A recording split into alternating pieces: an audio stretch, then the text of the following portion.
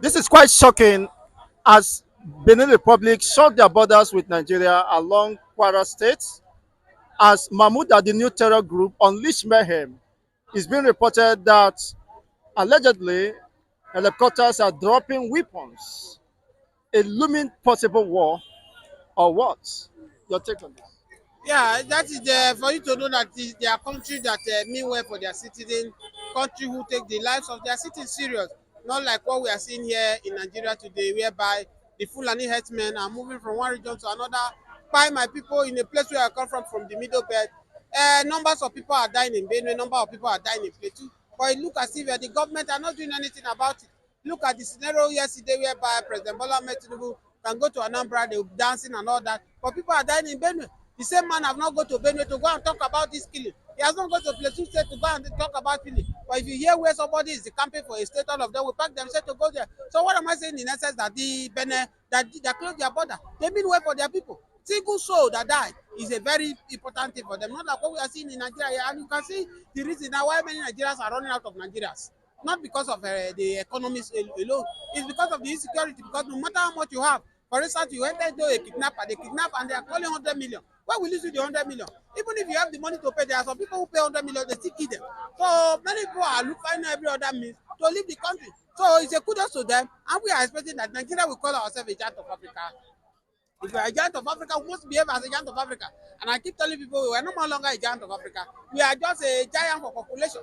In terms of what the giant in us, many African countries who are not even up to 3/4 of our numbers are doing greatly, are doing well to do the need to protect their people. And that's why we are saying that this democracy that we collected from the Western world, the United States, we copy from the United States, is as if it's a scam to us. Because you can see right now the three states in the three countries in Africa that have gone under military, now you can see the development. You see like Ibrahim Traore now, what he's doing in Burkina Faso. Burkina Faso right now, citizens now are jubilating, are worshiping him as if he's a god. Why? Because he put their people interest. He put the people interest, not like what we see in Nigeria, where our leaders they put their interests before them. Part of the reason why you see that many Biafra now they are ready to worship Mazi Nnamdi Kanu because they feel that Mazi Nnamdi Kanu consider them first before his life, and that's how it's supposed to be. Unlike what we see in Nigerian politicians, they put their interest, they put the interest of their grandchildren, they put the interest of the children they have not yet born, they put their interest in the sake of people. If not, how will you tell me that a woman will pack 100 cars in his compound and people are suffering, people cannot eat? How do you justify it to me? It's to you to show that these people they are heartless, these people they don't mean well. How did you justify that people a whole state they agree and they voted for a governor, they voted for you as a government, suddenly you wake up with your godfather, you decided to move to other party, you move from your PDP, you collapse all the structure and you move to APC.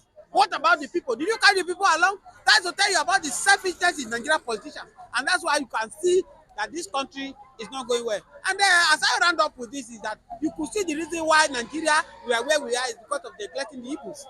A lot of people know me that I advocate for Igbo. I'm not an Igbo. I am from the middle belt. But the injustice that's been done to Igbos in Nigeria is what Mazi Nnamdi Kanu is fighting for. They relegate Igbos as if Igbo are not. Don't forget that we have Wazobia in Nigeria. We have the Hausa, the Yoruba, and the Igbo. Why is it that they keep rotating between the Hausa and the Yoruba? What about the Igbos? One will say after our passenger become the president for democracy, when it's, you give it to Yaradua to the north, Yaradua the head could not allow him Jonathan finish it. They return the power to Buhari. After Buhari, why expect that the Igbo man supposed to be the president of Nigeria? Why is it that one man come and said it's a Miloko, that it's a start to rule Nigeria, and he has grabbed the power? I ran away with it. Why is he doing with it? And you say Igbos don't agitate that they should leave. Igbos, look at the marginalization they did to Igbo, pushing them one side. As big as Igbo is, there's no support in Igbo, and they are the one that is supporting it to Nigeria. Why is it no? Why is there no international airport in Igbo land? The only one in Enugu state is it functioning? Any Igbo man want to travel, want to come to Lagos state or go to Abuja state. So that's why we are saying that the injustice they have been done to Nigeria is as a result of what Mazi Nnamdi Kanu is doing. Don't forget that if Nigerian politicians are doing well, many Nigerians will be happy. But as we speak now, reverse is the case that our politicians they don't consider the masses, they consider themselves. Unfortunately, before you leave, the DSS boss said communities should mobilize themselves and protect themselves against these terrorists. But it seems Nigerians are docile while the terrorists are expanding and waxing strong like wildfire. wreaking havoc across communities and different regions of the country. What is the fate of the indigenous Nigerian population? The statement from the Ajayi, the DSS boss, have shown that Nigeria is a failed state. Because situation whereby you are not telling the citizens to stand up and defend themselves, citizens who pay their tax, they should stand up and defend. That means Nigeria has failed. They have failed. Every country primary responsibility is to protect the citizens. Because protection first. If you do road, if the economy is booming and life is not protected, who will enjoy the economy?